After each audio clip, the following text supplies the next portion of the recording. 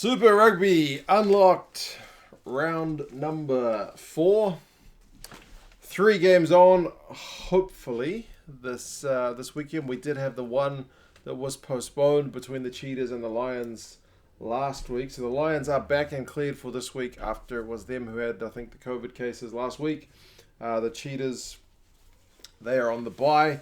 So yeah, we got 3 games. The first one is on the Friday, then 2 games on the Saturday. I'll go over the games quickly, talk about the predictions, some of the personnel changes, and you guys can let me know your thoughts on how these games are going to go. The first one, which is the Lions up against the Griquas, neither of these sides have got a win. That 0-2 is no wins, 2 losses. So not the best start to the season. The Griquas were impressive in their first game, but they still haven't managed to get a win. And it looks to me, from what I've read, that they've had a fair few players leave for other teams as well, which is bizarre to happen at this point in the season, but maybe that's just a COVID thing, 2020 on a different time frame from everybody else. I don't know. You guys will have to let me know, but I saw a handful of players who are absent, and when on closer inspection I had a look, and it seems like, a few guys have signed for other teams. So that's a bit disconcerting for the Griquas. If you can have children outside, it's Friday, so my children are playing with my niece, usually not very quietly. But yeah, Lions against the Griquas. It's on at 6 a.m. here in New Zealand, which makes it 7 p.m. local time Friday in South Africa, so not too far away. Actually, it's about one sleep away from me. The Lions have made a few changes. They've brought in some new wingers in Skorsan and Pina. Olengo is dropped, but it'll be good to see how Skorsan goes, because I don't think we've seen him for a wee bit. Was it since Superfan Saturday? They've still got Elton Yankees there as captain. They got Similani there in the 13 jersey, which is good to see, because I think everybody is pretty keen to see more of him. But yeah, I would say, they've also got Lombard at 15 as well. I think it was Viljoen who played the first couple of games. Lions need a win. Big time. Big time need a win. You can't go none from 2. The Griquas in theory should be a less fancied team, and if they've had players go missing in terms of signing for other clubs, absolutely. There's a few new faces though. They've moved Veridiam to fullback. They've moved Els from the flank to number 8. They've brought us some new names, a couple of new locks, and Zito and Smith and Finkel with a loose head prop. So there's certainly a few changes in the Griquas side. You guys closer to the ground will have to let me know what's the deal with players leaving. But yeah, hopefully it's not too disruptive for their camp. At this point, the Griquas are maybe looking like bottom of the log, but still, there's still more rounds to go. The Lions, according to the bookies, 12 points, and according to Rugby Forecast algorithm, 13 points. So the Lions are absolutely odds-on favourites to get the job done here. Everything's pointing to a Lions win. It's at home.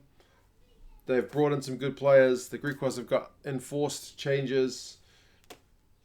They're the more fancied side, man. The bookies and the algorithms predicting them, so everything is down for the Lions to win this one. Maybe the Griquas can do something. If one thing Super Rugby Unlocked has shown me is that the teams like the Cheetahs, the Pumas, and the Griquas, the difference is not huge.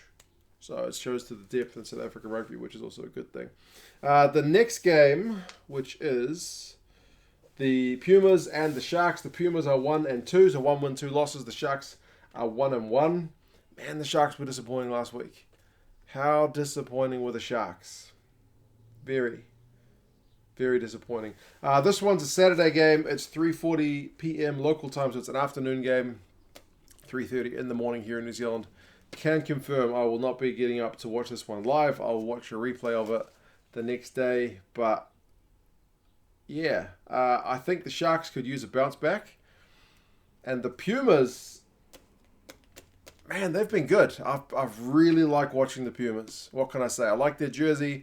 I like the way they play. They did have an injury to Eddie Fushi, their 10 last week. So that's a big hole to fill. They've got Borsov there at 10 this week. It's a Borsov who I'm not familiar with. I didn't write down his first name. It's not mine, it's Borsov. But if he's anything like his namesake, then he should be a pretty decent player. So Pretty sure it wasn't Martin Sporsoff. I didn't recognize the name. But, yeah, man, the Pumas have been good. I really thought, just ignorantly, I thought they were going to be well a cut below. And based on, I think, last year's Curry Cup, they didn't do very well. But they've been really good. I've been really impressed with their fight, even if, even if there's still 2 wins. Well, 2 losses and 1 win. Smuts is there at 9. He's been pretty good. That man Rudolph at number 8 is an absolute danger man. He's been tearing it up from that 8 jersey. Is it Van den Bunk, the 12? He's class. Man of the match, I think, last week in a losing side. Yeah, man, he's got good offloads, runs a good line, defends really well, makes a ton of tackles. Moritz on the right wing has made he's made a few tries. He's had at least 3 tries in 2 games. And Williams at fullback is also pretty dangerous. So, yeah, really been pleased to see the Pumas. They're a very fun team to watch. The Sharks have made some changes as well. Tumbwe is back into the side. He's on the left wing. Nkosi is still there. Lucanio Armour is still captain. Mani Libbok still at 15. Van der Mesh comes in the locks. He's going to be alongside Hiron Andrews. John Hubert Meyer comes in because Thomas Dutoy is injured. James Fenter is also injured, so Dylan Richardson goes to the 6 jersey. Notcher is also injured, so Buthelezi goes and moves to the 8 jersey. Werner Cox being rested, so that's why Tumbwe gets a run. So yeah, a few enforced changes and some just, I guess, tactical ones in terms of like Cox being rested. Pinkler is still there on the bench, so see how he goes. It'll be a good one to watch, but yeah. The Sharks are favourites, man. What can you say? 9 points according to the bookies and 3 points according to Rugby Forecast algorithm. But if the Pumas can go the 80, they're going to be a hell of a side to beat, man. Although the question around 10 is one that we'll have to see. I hadn't seen much of Eddie Fushi until recently, and now he's gone, so I won't see much of him for a while. But he was good while he was there. What can I say? And the last one, in terms of the billing, it's not insulting for me to say this, but I think this one gets the top billing, right? Bulls Stormers is a huge clash in South African rugby, or is that just me because I don't know the scene that well? This is going to be massive. Bulls and the Stormers. It seems like, again, I'm in New Zealand, so I'm detached from the scene over there, but it seems like a lot of people who don't live in Pretoria can be Bulls fans, and it seems like the same can happen with the Stormers. People from other places can support the Stormers, or is it people from Cape Town who don't like the Stormers end up supporting other teams like the Bulls? That seems to be a thing. So yeah, I'm sure the rivalry is going to be pretty intense for this one. This one's 7 p.m. local time from Loftus, so 6 a.m. here in New Zealand. Bulls at 2-1, really impressive last week. Having been a bit off the pace, they've really upped it a gear last week, which was really pleasing to see. The Stormers undefeated, but man, get out of jail card has been played, so they'll need to step up, you would think, from last week. The Bulls side seems pretty stable, and that makes sense to keep things pretty stable, seeing as they had a good win last week. If it ain't broke, don't fix it. Inyakane gets a start at tight head, and he was immense last week. Turned the Bulls scrum around when he came on. He was back to that form he was in prior to getting injured at the World Cup, right? Like where he was just an absolute dominant tight head. So it's great to see him there.